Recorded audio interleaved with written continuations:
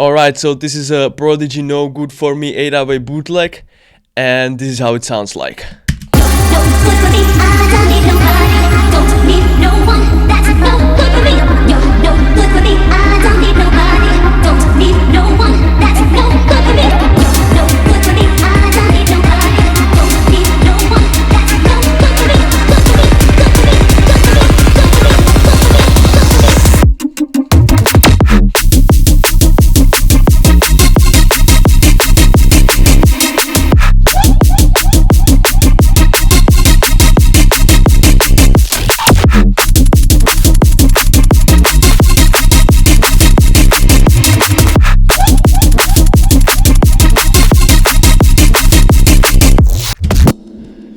Alright, so yeah, this is the bootleg, and today we will go through the mix and through the master so you guys can better understand the whole concept of this song. It is a long awaited song, I know, for everybody who is watching and want this track right now. You can get it right now on my Patreon, link in the bio. So it's gonna be released very soon, very soon. I know a lot of you guys told me, please release it. Cameron Crooked and Matthews played it on the Let It Roll last year. It's almost like half a year ID, long awaited, and you know, I just had a lot of other releases, and this was not in a plan to release, but let's shorten the wait. So with this video, and we're just going to break down the first part of the drop and the mix of the song, so you guys can better understand why it sounds so good and why is it, what's the secret behind sounding it so good. So what I would go through first is the drums. So the drums are super effective and super simple and easy, and you can notice that the rhythm here in these drums, it's just this, like it's just the hi-hat, kick and snare, and in the mix purposes of this kick and snare, you can see it's just glue compressor and EQ. With the snare, I put the frequency shifter on. Right, so this was the original, and I just needed to like shift it or pitch it into the key of the song. So I just put a frequency shifter and an EQ, and you can notice that I kind of spiked the transient of the snare here and a little bit in the middle. So you know, it's just punched through a little bit more, and then of course one hi-hat. So that's kind of it.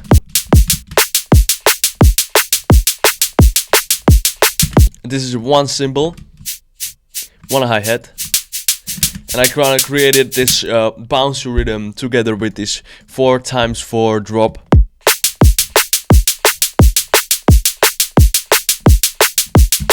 All right, and for the basses. This is everything for the drums. In the second section, I added percussions,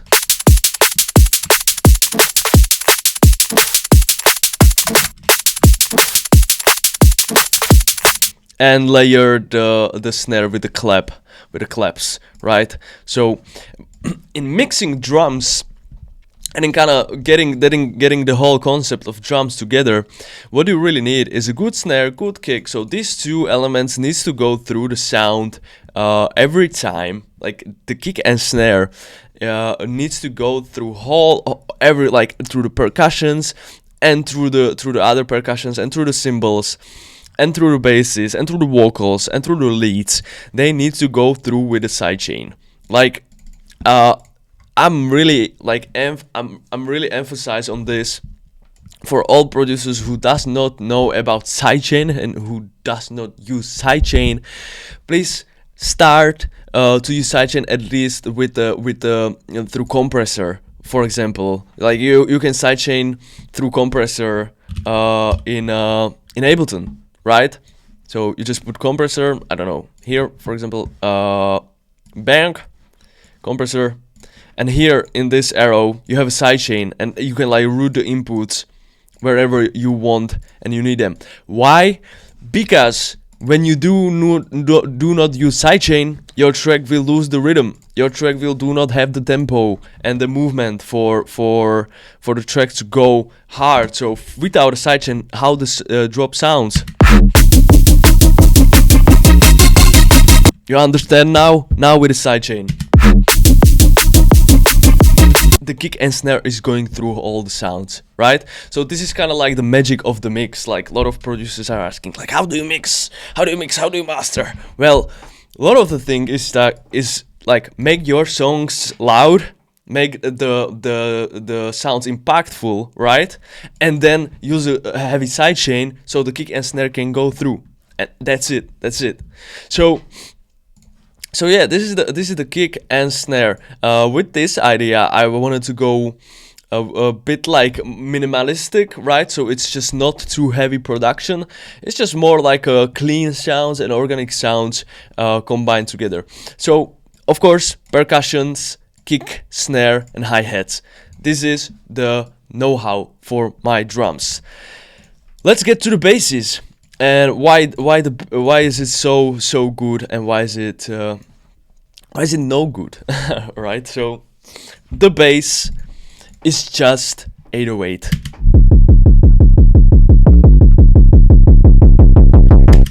How surprising. So it's just 808 with a saturator, and you probably notice me use this technique and tactic and stuff in a lot of my tracks. Is that on a bass, when you're using a bass, what you want to do is that sometimes you want your bass to go into the distortion, right? And you can use isotope trash, you can use glue compressor, you can use compressors, you can even spike the bass with the volume. But why when you can use saturator? So saturator is specifically designed to distort the basses and the sound to the shape you really want. So for example, also there is like a pedal or drum bass. I would use pedal mostly for synths and guitars. Drum bass I would use for kick and heavy kicks, but saturator for the basses. And you can see that I'm automating the bass, I'm automating the shape of the bass. So it's kind of goes like da da da da da da da. So it's kind of like opens up, right? And then I combine the bass with the fast white noise.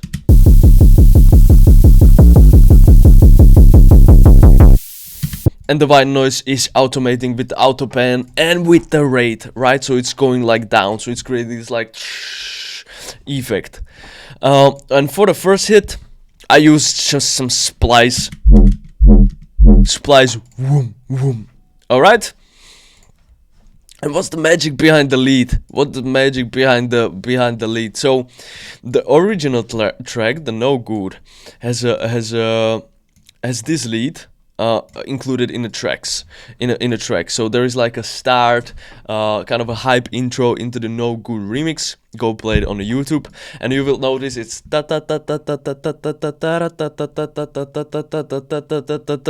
right. And I was like, all right, so this is the lead that I need to use in an intro.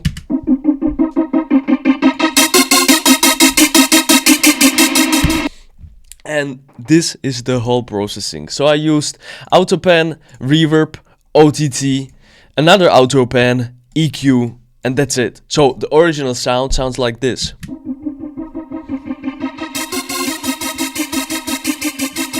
Like it's really like, it's like a hymn, right? It's like the lead from, I don't know, from the hockey festival or something, right? Or hockey, not festival.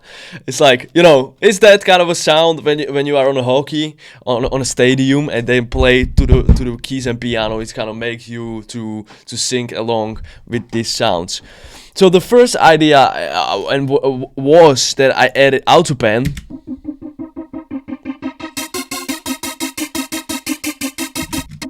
Right, so I kind of chopped it more. Now it's a bit opened because you can see there is like a reverb on that sound. It's like, I'm not going to do it like separately one by one. I'm going to use autopan with these certain settings, so it's like chopped. Then of course I added a reverb. So along the bass, the sound is open up.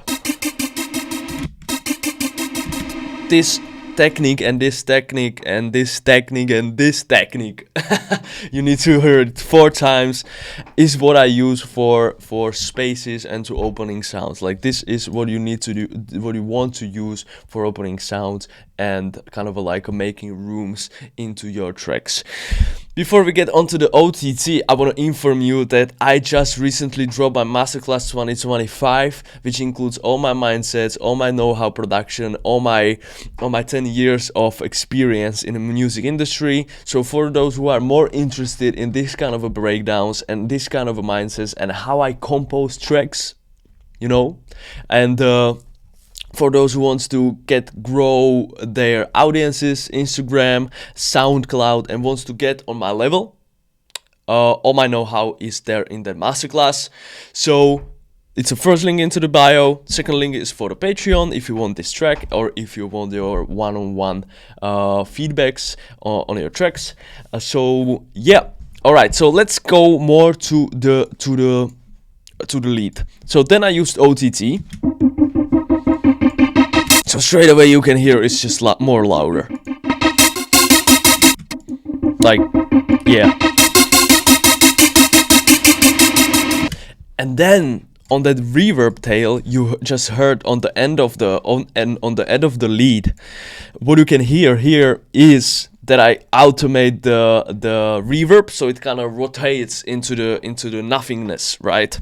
So that's just like one cool little trick that I use in my production. And of course, I got a comment on a YouTube here that just getting like rid of a low end on some sort of sounds can destroy the sound.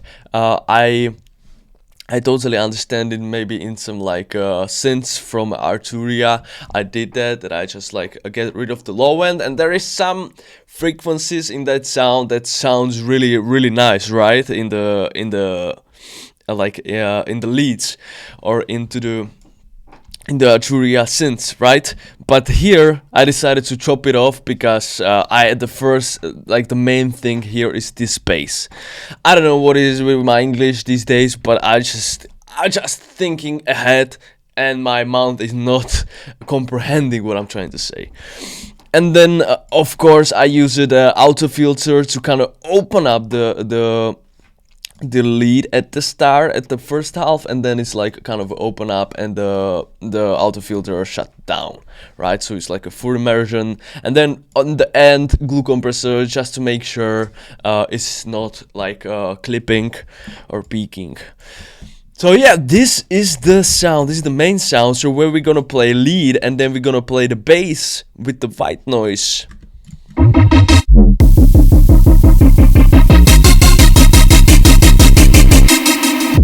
With the drums. And together with the sidechain and everything.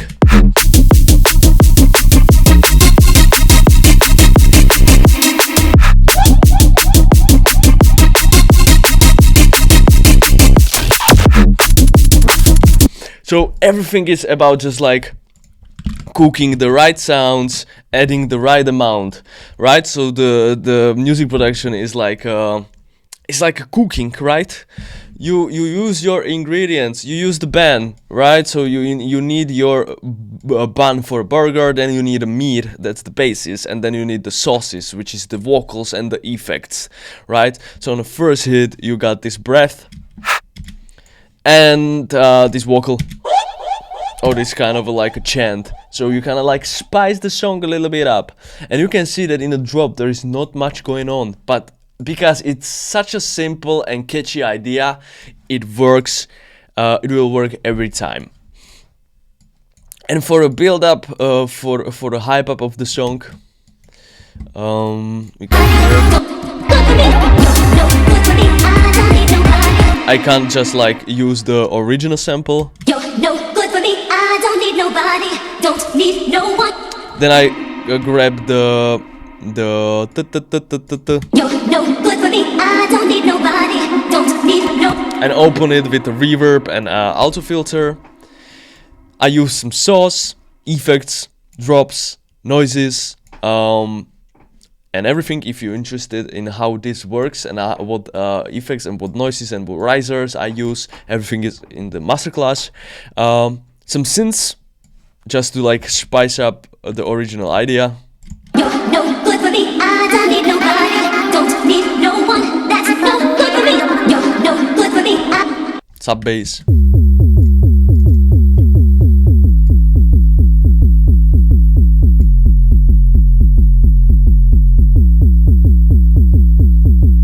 Pretty interesting. I created a sub bass in the operator. Yeah, I kind of don't want to go how I created this sub bass in the operator because I kind of don't remember.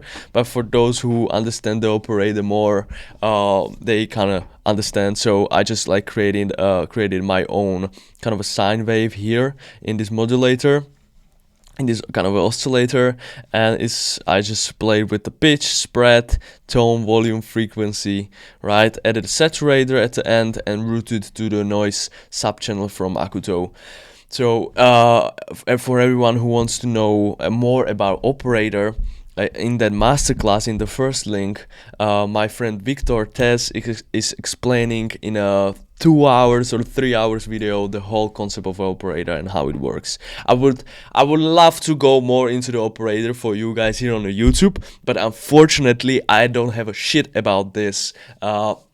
This is what I recreated from Victor Tess. He showed me, right? So for those who are absolutely interested in the oscillator, go for the masterclass. There is like a full guide on that and how it works. And that's it, right, guys? So the next like parts of the songs are kind of the same, and this is the main hook, this is the main part, this is what everybody loves on the party because it's so impactful. The bass is easy, and this is how I mix and master. So the master is just ozone with this setting with the clipping. IREC3, I don't know what does it mean. And how I mix and master my songs, is that I put ozone on my master, and then I go through these modes, I go through this limiter, I go through this character, I go through this soft clip and transient emphasis, and I just tweak it till it's the perfect ratio of a distortion and a loudness, right? So this is my whole mastering. I know there is a lot of mastering techniques on how to master your tracks.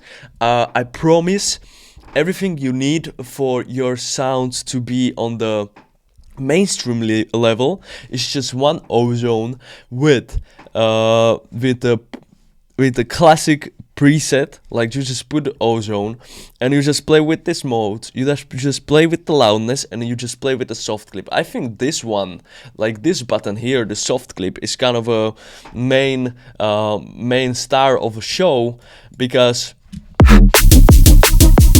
I know it will be like just really simple or really small difference.